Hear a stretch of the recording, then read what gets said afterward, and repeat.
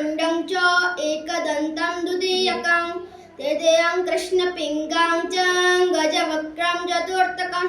पंचमं लंबोदरं च षष्ठं विकटमेव च सप्तमं विघ्नराजेन्द्रं धूम्रवर्णं तदाष्टकं नवमं भालचन्द्रं च दशमं तु विनायकं एकादशं गणपतिं द्वादशे तु गजाननं द्वादशे तानि नामानि संज्ञेन न पठेन न च विग्रहभयं तस्य सर्वसिद्धिकरं परं विद्यार्थी लभते विद्या धनार्थी लभते धनं पुत्रार्थी लभते पुत्र मोक्षार्थी लभते गतिं जपेत गणपति स्तोत्रं षड्भिर्मासे फलं लभेत संवत्सरेण सिद्धिं च लभेत धनार्थी संजय